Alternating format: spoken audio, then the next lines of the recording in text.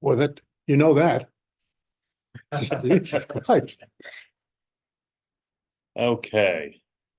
We'll call a meeting to order. It's 1:10 meeting of the Groton Resiliency and Sustainability Task Force Special Meeting. We have present Jesse, Paul, Frank and Zell, and hopefully Mickey will be joining us. Maggie is not available to be with us today. We'll roll call. So we have minutes that Jesse sent out of our last meeting. Do I hear a motion? So moved? Any discussion? Yes. Go ahead.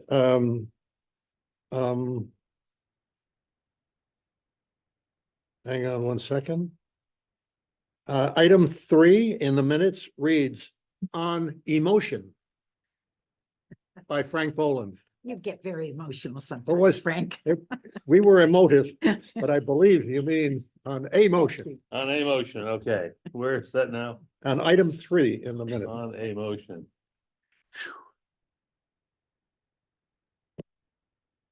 That's all I saw. Okay, on a motion, okay. That got proofread by 2 of us, and I didn't pick that up, but But maybe he meant, maybe she meant Maybe. emotion. okay, any other?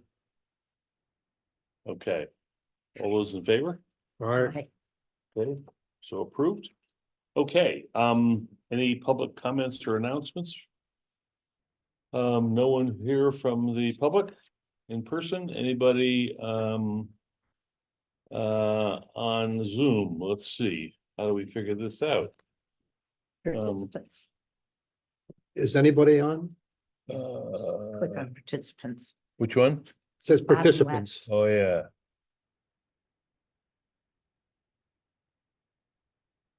That's you. That's us. That's us. Yep. Something about host me. Yep. Okay, well, okay, so. No.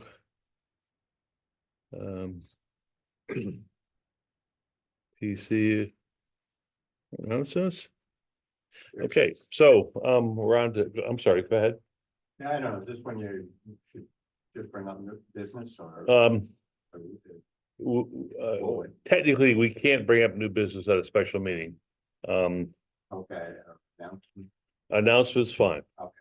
the RTM approved 2 electric car purchases. Oh, okay, good. last week. Okay. I thought that was good. Yes, very much so. They say where they're going? It was actually 2 cars and a charging station for 4. So the anticipation would be that they would increase that fleet. There are 2 cars in the town fleet now that are reaching the end of their end of life. And so these will then replace them. And the thinking is that that might be the process that we go through as the cars in the fleet age out. This was fully paid for by a grant that Megan had received, but I believe it was from the state. So it's a good start. I seems to get more electric vehicles. Great. Was there any discussion about what kind of vehicles we're talking about? They were talking about Chevy Bolts. About what? Chevy Bulls. Chevy Volt. Oh, Well, not Or good. the equivalent. Yeah. Or equivalent. Not good. And I had asked the question too. Yeah, Were no. you committed to that? And then they, through the discussion was all Chevy Bolt, and then I was concerned that doesn't have a great reputation.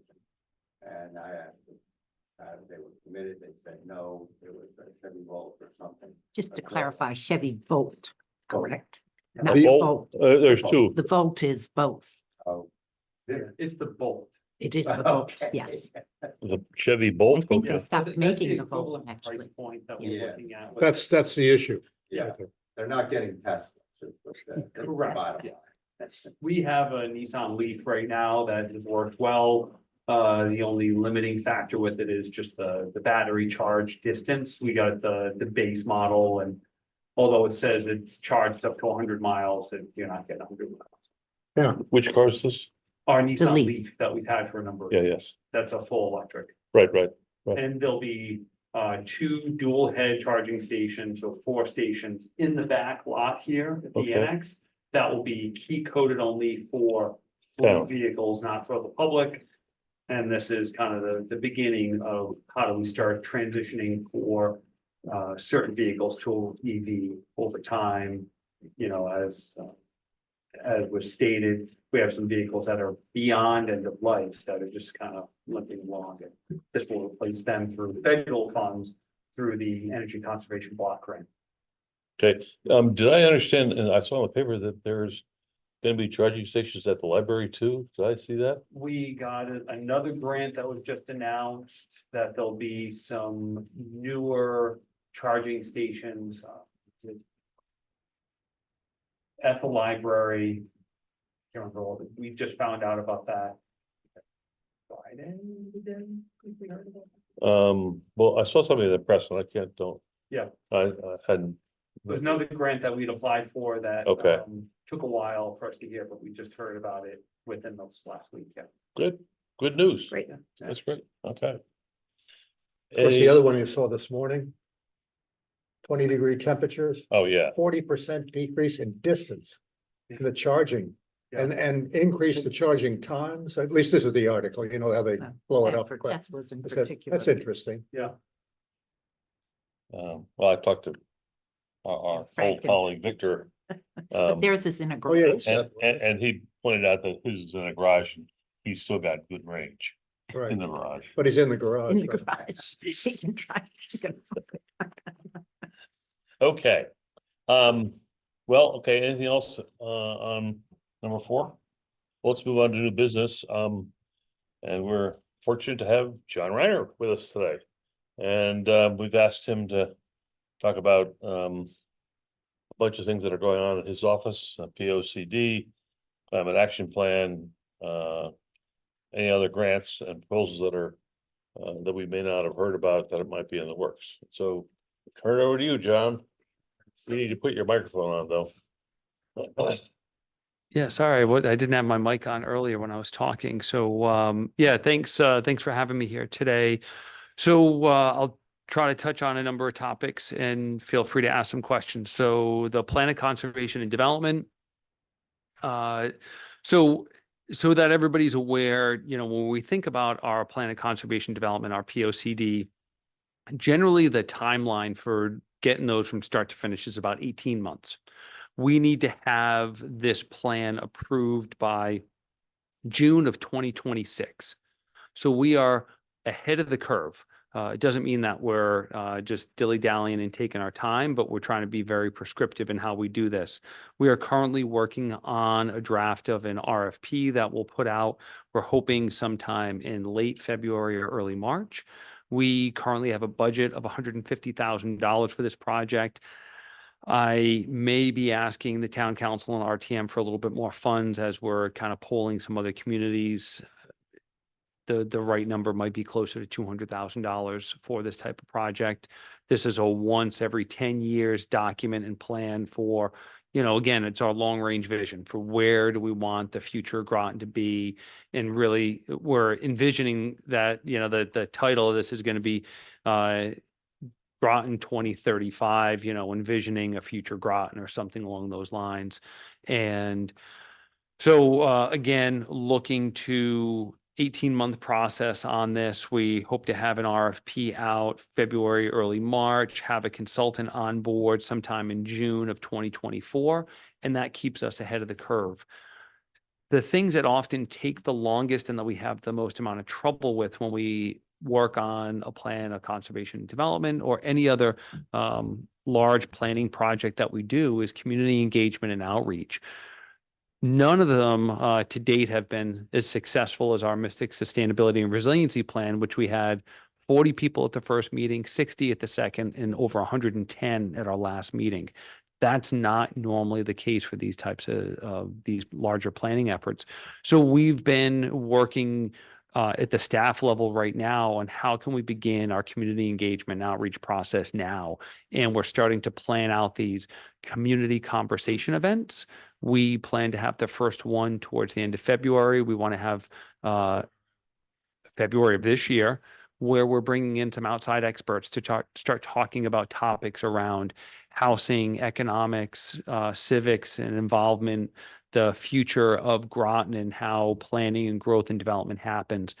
And having these meetings not at the town hall annex, but at different places around the community to try to engage with those that aren't normally showing up at meetings. Because, most of the time we go to these meetings and we're all looking at the same people, we're looking at each other. So how do we get a more diverse crowd from all around town showing up? I think one of the things you really want to think about. The reason that people came to those meetings, and we can always be disappointed. We'd like 200 instead of 100 and dot, okay? But people did come. And if you looked around, you're right, we know a lot of them. Mhm. But it also, I think the subject meant something to them. Yes, it did. The plan of conservation and development is sort of like the National Strategic Plan, Department of Defense. What the hell does that mean to me? 100%. And that's why we're trying to reframe just even our marketing and how we talk about it. To talk about this group knows what I'm talking about when I talk about a plan of conservation and development. We're trying to come up with some better marketing, some better slogans and how we talk about it and get down to issues that people are going to be more interested in. Housing, affordable housing, parks and open space, things along those lines. Short-term rentals. All of those issues get people hot button jazzed up. But yeah, when we talk about generally about a 10 or 20 year planning horizon for where we want the town to be, most people are thinking more about, am I paying my mortgage or rent this month? There's food on the table. I got to juggle, work, kids, family, other responsibilities, and not these types of things. So we're trying to figure out some ways of how we can get out to people, not having meetings at, some town facility, but maybe some neighborhoods and things along those lines. But I think if we can just get more people that are different from what we're normally seeing, we're also starting to work with some nonprofits and others within the community that hear voices from others that we don't normally hear. So if we even get some feedback from those groups and go to some of their meetings. So again, a lot of our strategy is going to be reaching out to different folks. It doesn't have to be, we don't need 200 people. If we had 10 people that were different than what we heard from normally, to us, that would be a success, just to get a little bit better representation. So again, a different way of outreach and engagement is really one of the big things we want to do with this, and to hear what people are looking for as the community changes over time. One of the things that we want to focus on, so we've spoken to our Planning and Zoning Commission about just some of the goals, what they want to see within the plan of conservation and development. And we don't want to make this big voluminous document. We want something that is actually readable, implementable, and means something to somebody that picks it up. And it's not just, us policy buffs that are looking at it and reading the document, as well as, the topic areas, what's important to people. But we as a community are very lucky that we know what is happening with our employment base, not only now, but 10, 20, 30 years from now. We have a pretty good picture of what's going to be happening because of these long-term federal contracts with General Dynamics Electric Boat. That's something not the town employment, the larger town employment. Yeah, not town of Groton employment, but the town of Groton. We have over 27,000 jobs in this community. 82% of those people commute here. That's a lot of greenhouse gases in the atmosphere. I know a lot of work that the chair of this group has been putting on later in your agendas, rail and mass transportation. But the fact that we know that we're going to have a large employment base in Groton for the foreseeable future because of these long-term federal contracts around the building of submarines means we can do a lot more planning of infrastructure and what we need in the community beyond what most other municipalities have. Most places don't know what their job base is going to be 10, 20, or 30 years from now. We have a pretty good capture of that right now because of the commitments that the federal government has made and the infrastructure that General Dynamics Electric Boat has put into the town. So anyway, so we have to have that plan of conservation development approved by June of 2026. Again, hope to have a consultant on board this June of 24. And, I think, some of the major topics, housing, affordable housing, sustainability and resiliency, economic development, open space conservation, transportation, there's not anything that's really, say, new or unforeseen, but what are the strategies we want to do? Talk a little bit about some of these excess properties that we have. How can we start working and looking at, public transportation and the appetite the community has for that, as well as, directing growth and development to the areas where we have existing infrastructure. So again, just trying to get some of these ideas and concepts, as well as, where can we start pushing the boundaries on things of if housing is such a great need, which we've seen through our affordable housing report, our housing market study we did in 21, and then we just did an update to that study. And the need for housing has only grown even more of what is needed in Groton to meet basic demand. How can we address that? The traditional models of what we think for housing are a lot different than what people are looking for now. I was reading an article about a little bit more of an urban context, but a developer in Providence, Rhode Island is building some multifamily housing units.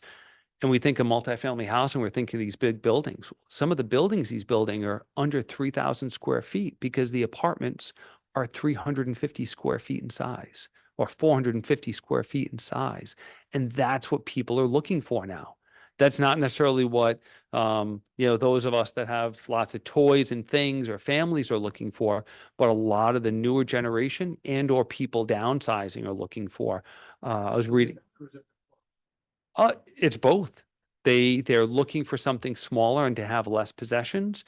There's also this, I was reading another article earlier this week about how there's now more empty nesters with larger homes with more bedrooms than there are millennials. The millennials with families have much smaller houses with less bedrooms because we haven't kept pace with the need of housing. So, I mean, how many of you know or might have be an empty nester in a 3 or 4 bedroom home that you wish you had something maybe a little bit smaller, different layout, but the market for that, nobody's built it for you. So you can't sell your house. That would be great for a younger family. So you can downsize. And I look around a lot of neighborhoods and I see that. So End up at Stone Ridge for your house. Okay, wait a minute. yeah. I'll go back to so any more than POCD? No, so generally POCD, we will talk about the climate action plan in a minute, but yeah. I want to make sure I got that correct. 27,000 people for jobs. Jobs in this town. 82% of them come out of town. Correct. That's all right. Because I had heard that number was 26,000 earlier. And that basically something like 92% of the people came by car. So that's not quite right, is it? Well, it might be that 92% of them come by car, and I don't have exact numbers off the top of my head of who takes public transportation. The 26,000. So when we did our market analysis, back in 2014, 2015, I think it was around 26,000 jobs. And at that time, 80% of the workforce commuted here. We now have more jobs and a higher percentage of the people commute here. So what we've seen is and then what has that done? We have more of a demand for housing. So we did a housing market analysis, all housing, not affordable, but all housing types back in 2021. And at that time, the analysis showed that demand now, not capturing all kinds of that, not capturing the entirety of that commuting population, by 2030, we needed over 5,000 housing units in Groton, not in the region, in Groton to meet basic demand. We just updated those numbers and it was around 6,400 units that we need to meet basic demand. that captures a little bit of that commuting workforce. But there's some great infographics. We got to get that report out. It was just finalized in the last few days. Is But that that 64,000 new, 6,400 6,400 new in in Groton, addition to what we already have? in addition to what we already have. That's what the demand is. And when you look nationally, there's a housing shortfall nationally. You know, not to go too far down this rabbit hole, but people often think, well, how can that be? You know, our population hasn't really changed, but what has changed? Our demographics. Whereas if we needed 10,000 households to house or housing units to house a population that the average household size was 3 people per household. If the household size changed to 2 people per household, your population doesn't change, but the amount of units that you need just went up by 50%. And that's what we've seen happen is our household size has gone down. Our population has gone down. I think we were at a peak of 46,000 in Groton. Was it the 70s or the 80s? And we've gone down. We went up a little bit. We went down. I think we're expected to go up a little bit again.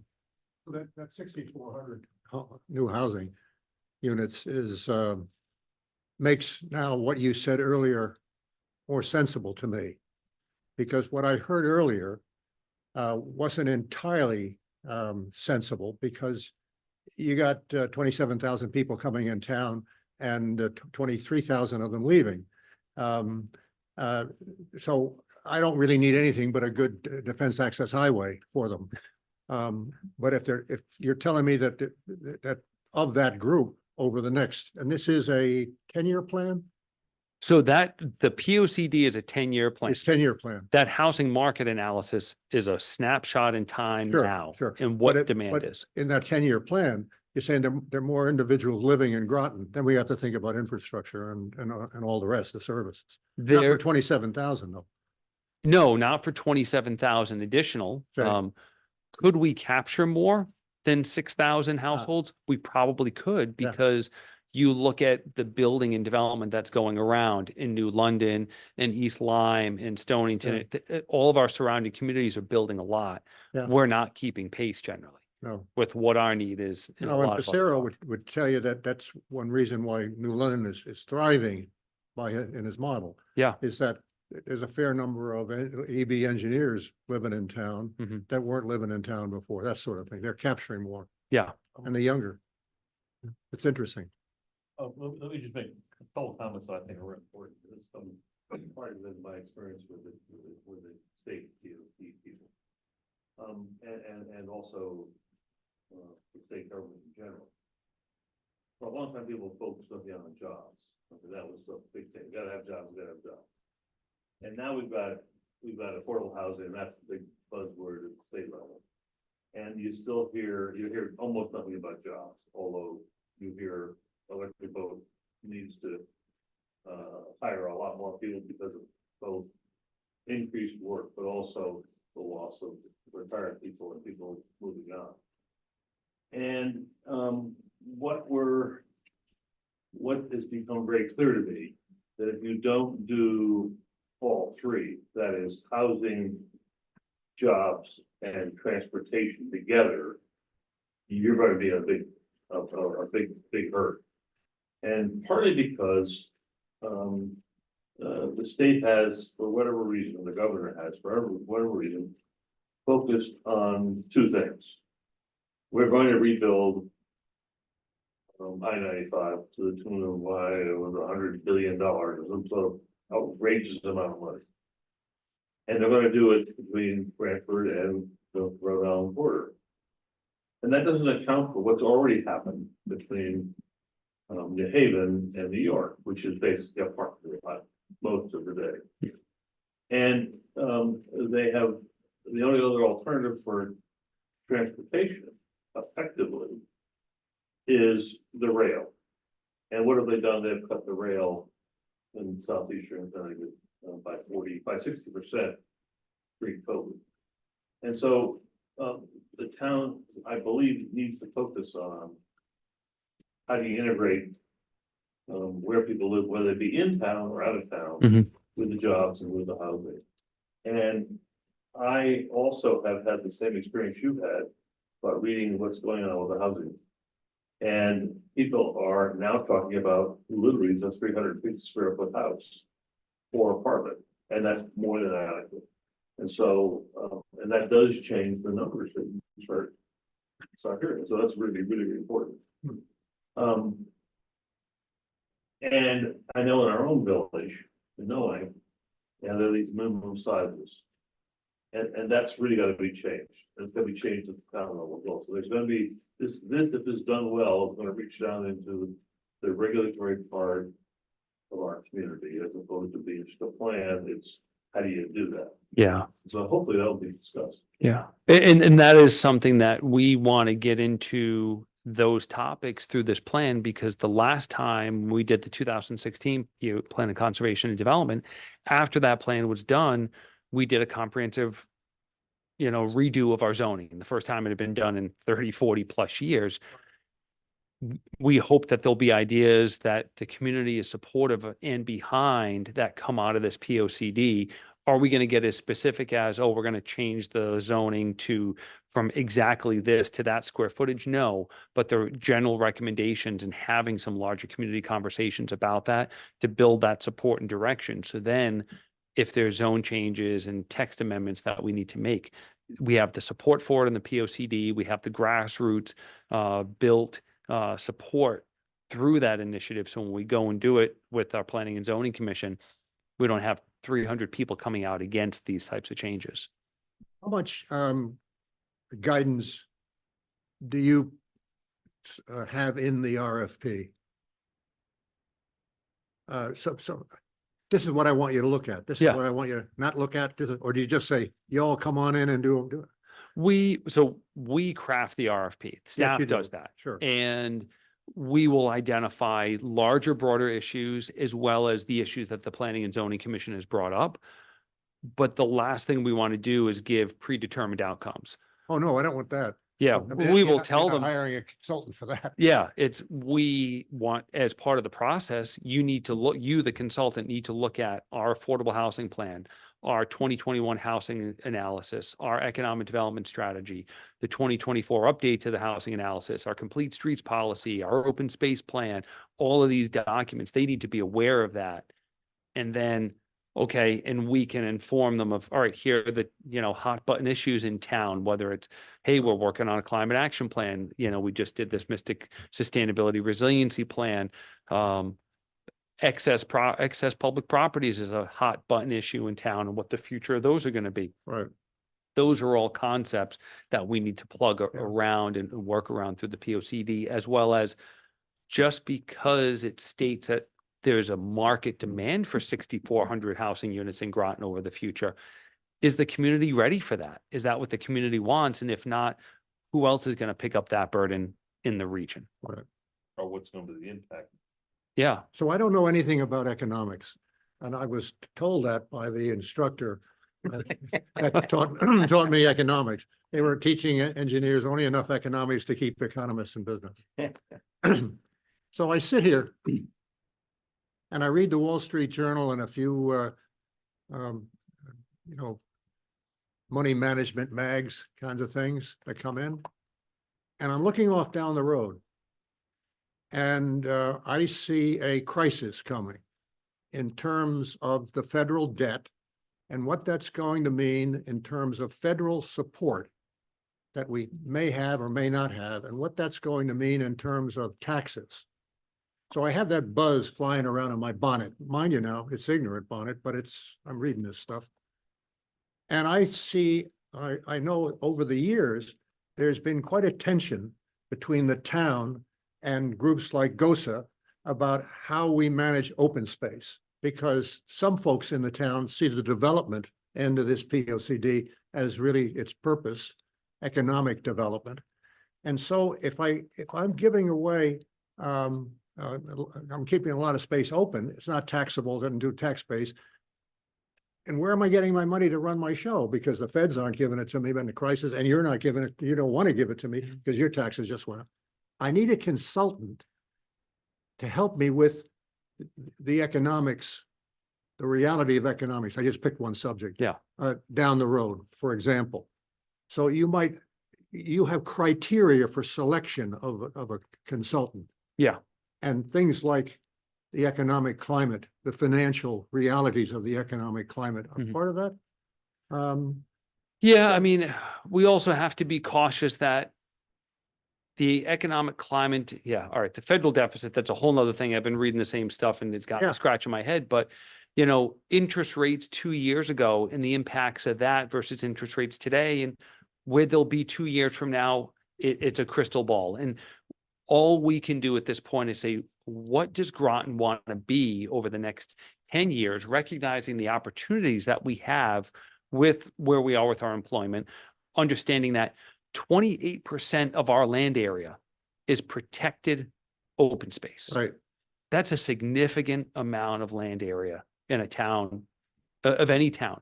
We have 23% of our year-round housing stock is deemed affordable. The numbers on that are a little funny in the sense that all of the Navy housing is batched in with that. But so historically, for a lot of years, people thought, oh, we don't have an affordable housing problem in Groton and everything's just fine. Whereas now we're realizing, well, there is an affordable housing problem, but there's really just a housing problem at all market levels. So how do we pull all of this stuff together? Yes, any of these consultants that we'll be bringing on board, they need to be aware of market realities and what is happening. A lot of these multidisciplinary firms have experts that focus on, the economic development side of the equation and the planning side. I think some folks would argue, yes, we've often been too concerned with conservation, the plan of conservation and development, and others would say, oh, it's the plan of development. But there's, and we look at, I mean, we've been through three of them. Well, okay. yeah. So anyway, we need to figure out how we balance conservation and development in the future. Let's get back to fundamental issue of concerns of this task force. And it is about the issue of sustainable, which is the integration of environment and development. Yeah. And so it is at the heart of what it is we're gonna have to look at. Mhm. So I think that's gonna be very important that be brought up from the variety of points of view. Everything from your not understanding economics, why your pants on fire, but the whole lot to everything else. Yeah. Well, well, the other, we could go on. Yeah. all afternoon, Because we could also talk about the grid in your infrastructure. Yeah. As we saw in the case of the data center. You want to bring in data, you don't have, you can't get the electricity to get to the data center, that sort of thing. So I could spin the yarn on engineering as well. Yeah. But that's the point, is that things like the data center, as an example, come up. And we spend a huge amount of time on that. That's one kind of issue. Another kind of issue that, sort of hit me on the head this morning, I had early morning breakfast with persons. And in walks the shellfish guys. And they're out of business right now for a full 30 days. They're losing a huge amount of money on a daily basis. Well, Jim, what's the problem? I say. And he says, well, the problem is we had a storm. And we had sewage overflow between something like 25,000 gallons, not from our town, but from adjoining town. And then it goes, the conversation goes from there over to the Thames River, where they've also got beds over there. It looks like all of these sewer systems were basically fundamentally put together in the late 70s, early 80s. And they were all for a design system. And I came away from that meeting this morning, shaking my head thinking, what are we doing here in our own town about, are we coming up against a limitation on our infrastructure, particularly around sewage, as is pointed out by this lack of ability to harvest. And then I've always sort of thought we've had more water than we needed here. And yet we find utility giving it away to other communities. I'm thinking now, is that a wise decision, having done that? That's part of the infrastructure, and then the part that Jesse and you just brought up is, the energy. Mm. And so I would hope that we could. Yeah. Okay, Bill. Yeah, No, but I hope that at that level of, because that really goes to the issue of sustainability. Mhm. And making the community maybe more resilient going forward, so. That's the soapbox. Yeah. Like you heard before from me probably. Yeah. I know you have. Yeah. And, I think it's really important, and I hadn't really thought about it. Sewers were not part of my thinking, but it's pointed out that. Why do we have all these people coming to Esther Point Beach and to Noe dock and all the shellfish, all the boating that goes on. All the people on paddle boards in the Mystic River. And that then also suggests one other point here, which is that we gotta start thinking regionally about a lot of this stuff. Because we are in a area which is a peninsula between two major watersheds. Yeah. And how do we do that so that it gets reflected in something that makes sense? Maybe difficult to do, but makes sense. and those are ideas and concepts that we can touch upon within the P O C D, but we're not going to solve as part of the P O C D. You know, something that I really try to think about and aspire whenever I'm looking at a project, a strategic project, is working within my sphere of influence. And what is Groton's sphere of influence? Okay, well, we have the town of Groton that we can work on, and that's where, you know, our planning and zoning commission, our town council, our RTM, all of our other boards and commissions, that's their area of control. Can they work with others outside of their sphere to grow that sphere? So we work on these regional levels. Certainly, that's something that is can we aspire to those types of things in our POCD? Certainly. Are those things that are going to be solved through the POCD process? No. Okay, well, Can we help? Can we help Yeah. with the RFP? Can we help, can we review the RFP when you get it ready to go? So we're working on the RFP, and I'm trying to just keep that pretty straight and forward. We're looking at other municipalities kind of as a model, and we have that under control of what we're looking for. I'm going to reach out to a few of our boards and commissions about having some representatives on the selection process for the consultant. And a lot of it's, again, I can't stress enough the robust public outreach process that we're going to do. And that's where I'm going to be looking to groups like yours to not only hear what you know, we're all speaking the same language. We're all kind of preaching to the choir on these issues, but a lot of it is how do we get some different participation? And that's something I'm going to be looking to all of you on, and how we do that better. Not only with the POCD, but then as we get into our next topic with the climate action plan as well. I guess the other point I want to follow on with Frank brought up. And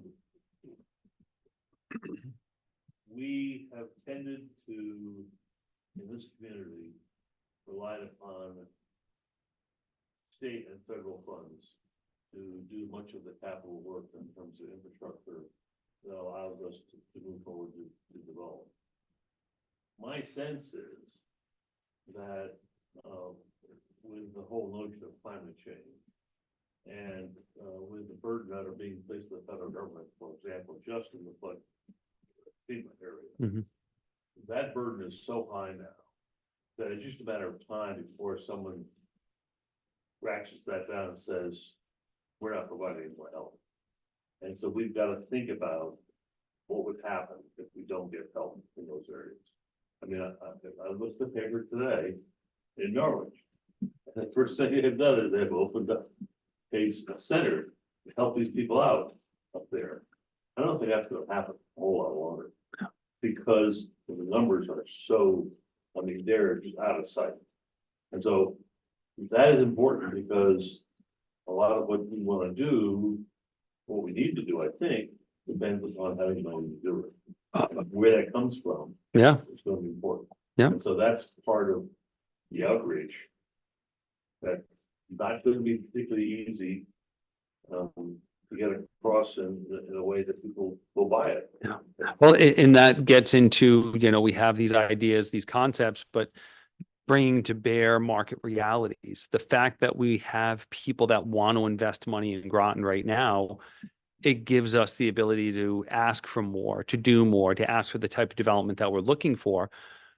But if we don't embrace that growth and change over time, the only constant in life is change. It's always going to be changing on us, and we have to embrace that.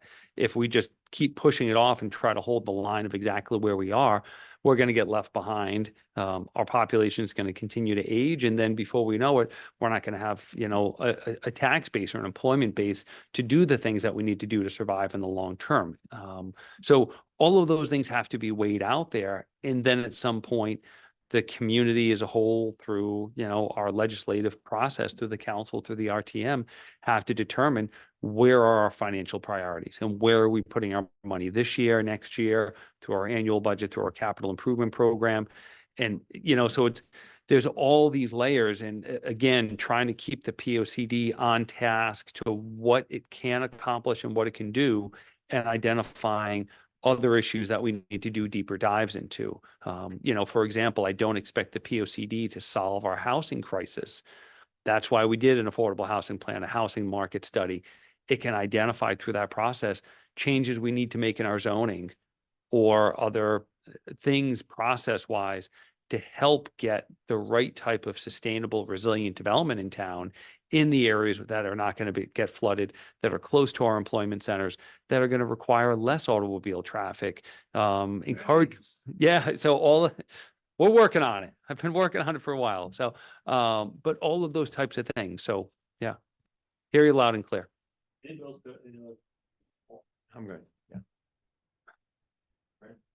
Climate action plan, I have to leave, Okay, go ahead. All right, quickly for the climate action plan, we're still a little bit in a holding pattern. We're blah, blah, blah, blah. Sorry. Yes, yes, that's a holding pattern. So, we're still waiting to hear from the state. We received a $200,000 grant to do that climate action plan. we have received it. We received the grant. We have not received the paperwork to get moving forward on the project. So that's our holdup right now. Yeah, an award letter, but no award yet. So we're still waiting on that, and we have some of our existing funding in place, but we don't want to spend that because we don't want to negatively impact the $200,000 grant. We've started compiling information for a request for proposals. We keep saying, oh, we hope next month, but we will be reaching out again to the state to just follow up. All right, where is this funding? Can we start looking towards getting that so we can start planning out getting an RFP out on the street? And it's, I think some of it is just staffing, and getting some of the stuff out the door. It's there's such great. We have such low unemployment. Oh, okay. The problem with that is it's hard to fill a position. So you look at the state government, there's a lot of shortages. I talk to consultants that we do work with. 20% of their workforce is down. Since July, I've lost half of my team. Here, my team, me, half of my team. That's like 2 or 4. No. So of planners, of economic development, our entire building division is turned over. And we have, another one of our planners is leaving, our economic development specialist left. We have a vacancy in our building department. So there's a lot in attracting. Oh yeah, just outside. So, when I say our team, I'm thinking of the whole Office of Planning and Development Services, and finding qualified, competent people for those roles. And we're seeing just what's happening. Our great staff is getting hand selected and pruned away by other places offering a lot more money. So it's that's a reality, and it's slowing. Sounds like we ought to have competition. Again. Oh, for the climate action plan? Yeah, I'll know more, I hope, in a month or two. But yeah, nothing has really changed with that at this point. What will help inform some of that, our Mystic Sustainability Resiliency Study, as I said before, great turnout at these public meetings. That project is getting wrapped up this month with a report. We have to have a final report off to our funders. I believe it's early February. Yeah, shoot. Anything else in terms of, okay, how about other grants? And I mean, we're sort of not hearing what is actually happening in terms of, A lot, town is doing it, and I know you say a lot, yeah. and I'm questioning, well, what?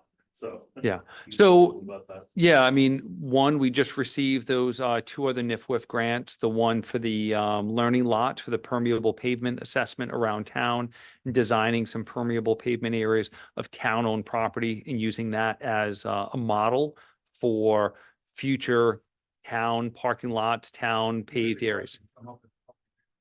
About, yeah.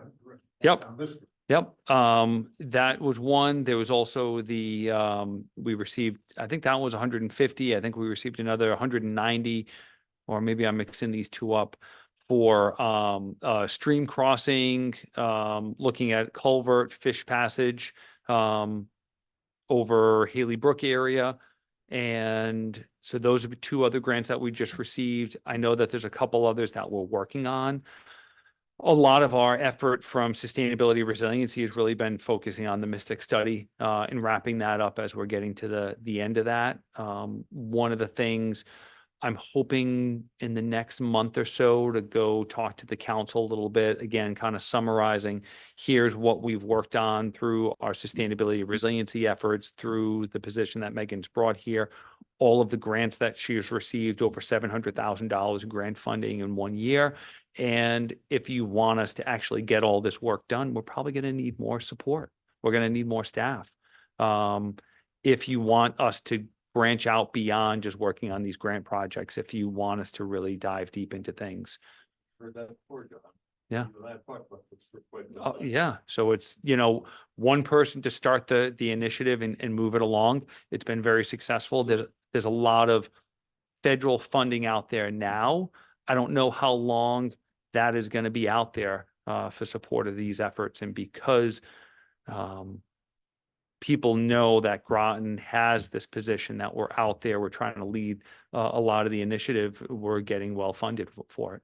How do you see implementation going, John? For example, the report. How do you see implementation going? For example, the report talked about things like the gates on the drain lines in the next 5 to 10 years.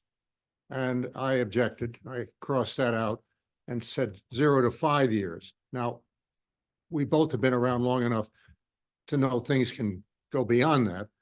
But I think the mindset on a lot of this stuff really has to be in the 0 to 5, as opposed to the 10 to 20, because we're seeing certainly downtown Mystic and there are some unhappy people, not just Harp and Hound folks, but saying we're getting tired of this, Yeah. sort of a thing. But So implementation. So here we come. Pick a name.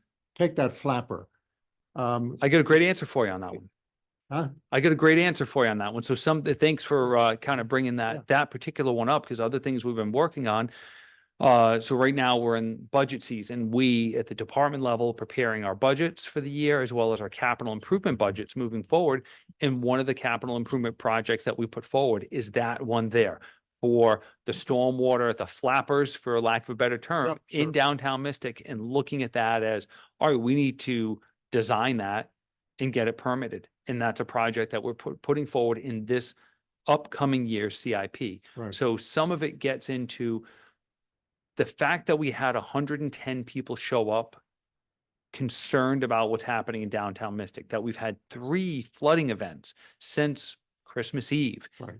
In less than a month in downtown Mystic, it's on people's radar. Sure. So when we have these budget public hearings before the council and the RTM, if people show up either at those hearings or send emails to the council saying, this is an issue that we need to handle now, we can't kick this can down the road. We know you have a lot of competing priorities, but we got to do something for downtown Mystic. Put that on their radar so we get the funding for it. So then we can continue that. I hate developing plans that just sit on a shelf. That is the worst thing we can do. If we develop a plan, that plan is now actionable. Right now, oh, can we build it? Nope, sorry. First, we got to design it. We got to permit it. That takes Oh. time and money. And you know this. Again, Understand it. preaching to the choir. And Right. then we need money to actually build it and implement it. But I was also thinking of it in terms of manpower. Yeah. That you bring it over to Public Works, Greg, and he says, well, Christ, I've got everybody driving snowplows or whatever. He's shorthanded. Or he Um, can't fill positions because, yeah, we're short 2 engineers in Right. our engineering department. Right. Because there's just a shortage in the region of Right. civil engineers and people that do this design work. So getting it in the CIP list is a good first step. Yeah.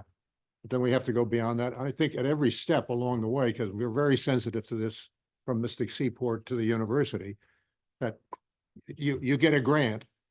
And very often it's a matter of not staring that horse carefully enough. Yeah. To see just what is in the mouth, that the grant gets you started, but now what? I can't, even if I build it. Yeah. I can't maintain it. I can't do this. I can't do that. So that the council really has to be aware that of the whole process. And that's something we all need to be a little bit of a broken record in the sense of, I remember the first time, so I've been here almost 9.5 years, when we worked on the POCD, people said, great, you're done with the POCD. That means everything's done. Done. I said, no, that's the start. That's the vision. That's just the plan. Now we have to implement that. Right. What do you mean? It's hundreds of thousands of dollars. It's millions of dollars to implement all those types of recommendations, policy wise, zoning, infrastructure. And you know, hours and and hours. hours. It's staff time and then bringing in others from the outside. Oh, isn't your department big enough? Well, we're big enough to manage the bureaucracy that we have now and just the process and the expectation of our permitting process and what the public expects from us. Again, preaching to the choir a little bit here, but Yeah, John, we are looking towards that implementation piece. Great, thank you. Here's, but you just said something like, you want more participation. And, you just said we have brought in roughly $700,000. Mhm. You just described to us, 3 projects, the Mr. River, the 2 with it. Yep. That's not $700. So there's other ones there. One of the ways you'll get support is if you could publish online or somehow Mhm. what all those are and keep a running total with that. Yeah. And that will keep the footage because you're spending your money or Yeah. spending something. Mhm. But that's one way of getting more participation. Yeah. Because now I'm curious, I want to know, okay, so how do you get that 700,000? 200 for the climate action plan, 150 for the permeable pavement, or that one might have been 190 in the stream crossing, fish habitat, that was 150. The energy conservation block grant, that was somewhere between 79 and 94 between the grant and the tax credits. 90,000, 100,000 for downtown Bristol. Actually, that one wasn't even included in what Megan has done. That was there beforehand. She walked in right as we were starting that project. Yeah, and then there's a couple others that, right off the top of my head, But my point is that will bring in interest, yes. and that's how you get. Yeah. Oh, Have you hired somebody to do the permeable pavement one yet? we don't even have the paperwork yet from the state. So that one, that was just announced, I want to say 3 or 4 weeks ago. That we got The that one. state actually did a bunch of work on that in the parks and things. Yeah. So that there is a body of information and experience out there. Oh, definitely. Yeah. I think Eric may even know, Eric Ott's retired from Yeah. DEP and parks. He may even know what Yeah. we were together. Yes. Yeah. Yeah. Megan had said that. Anything else you want to share? I think that's good for now. Yeah. Yeah. Thanks as always, for the feedback. Starring Tommy Lee Jones as a fellow who owns a bunch of funeral homes and he's suing a big dog, and it's quite fun story to go around. But the whole thing is delay on passing the money that was agreed on. The big dog is trying to beat up on the little dog by delaying getting it. Is there any of that going on? Yeah. No, none of that. I have to go because I have to be down in Stanford in a couple of hours. Okay. All right. Thanks, everybody. Have a good one. And so I would like very much if we could continue this level of conversation. Yeah. Um, We'll, I realize that I didn't realize you were quite the short-handed, but and I don't want to make us look more burdens. Many thanks, John. thank you. No, it's sometimes just sharing communication, you know, if I can do this, all I ask is that the more people you can share the stuff with, that helps us.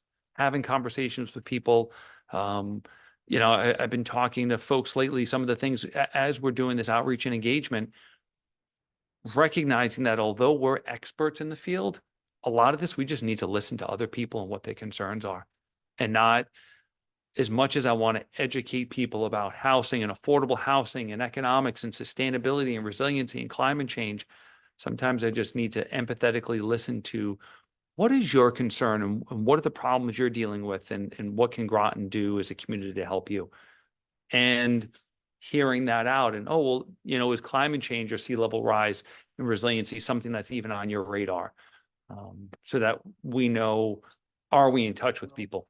My guess is, independent of what you said, Mhm. sea level rise and increased storms are gonna keep you more than busy. Oh, yeah. Mother Nature has done a good job of putting them on. They put it on the radar, so we Yeah. didn't have to, and that's I think a reality, so. Yeah. If you don't live on a hill, buy a house at the top of that hill. So that's out of the flood zone. So, all right. Thanks. Thanks. Thank you. Thanks. Okay, I'm moving on to our next item here, and I'll do this very quickly. Update on the Shirley's rail service. What I've learned is that apparently some of our state legislators are going to make a effort. But we do have a form, so yes. Okay. Let me make sure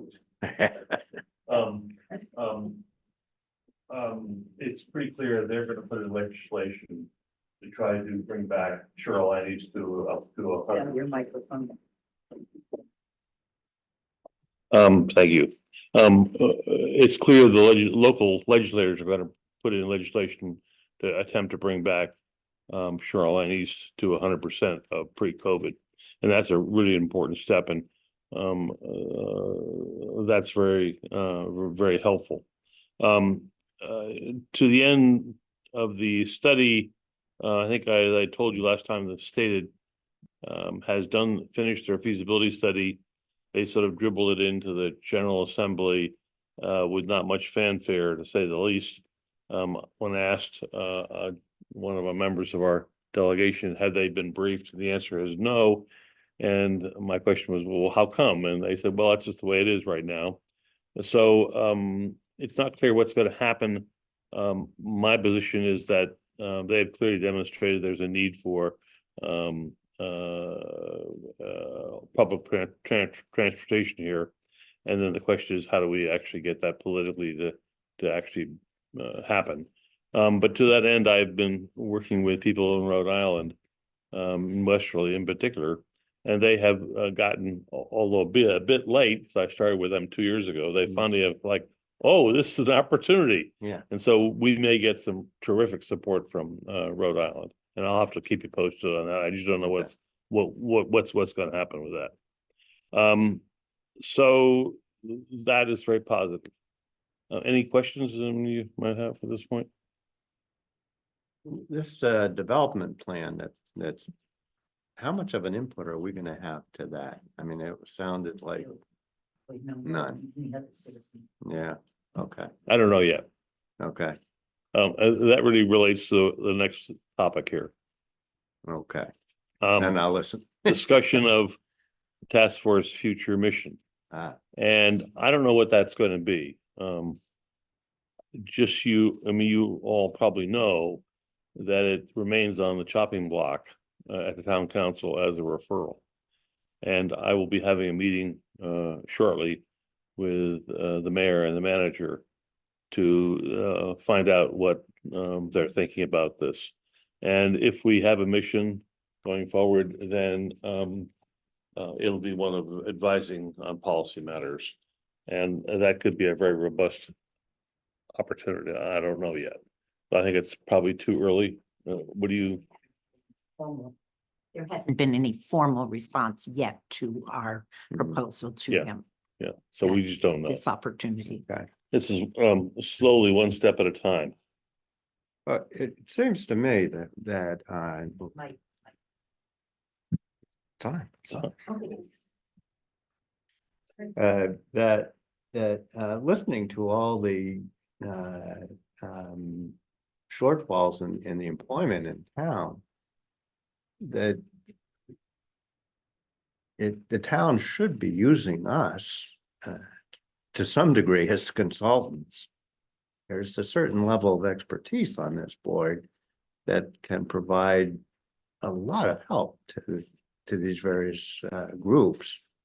You know, we're getting reports from these groups, but we're not being requested. There's no request for us to. Right. That's part of the problem right now. So we've got to market ourselves as what we are, you know.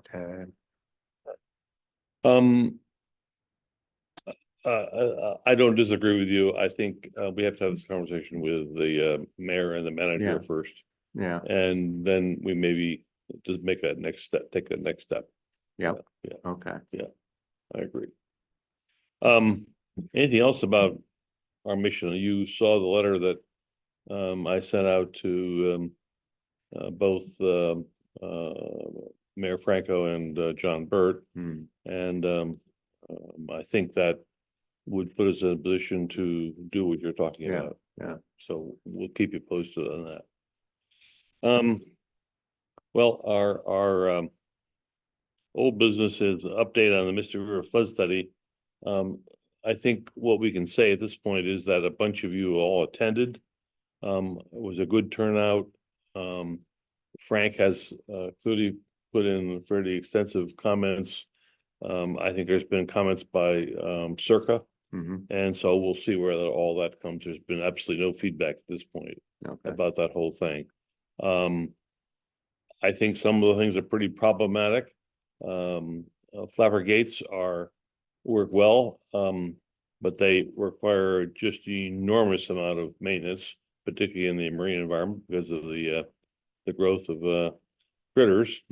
And so that's one fairly problematic area. I think the other one that's very problematic is how you deal with upland stormwater management on a developed site that's basically on a pure bedrock. Yeah. And that becomes, I think, very difficult to even figure out how to do it. So we'll see where those kinds of recommendations go. Okay.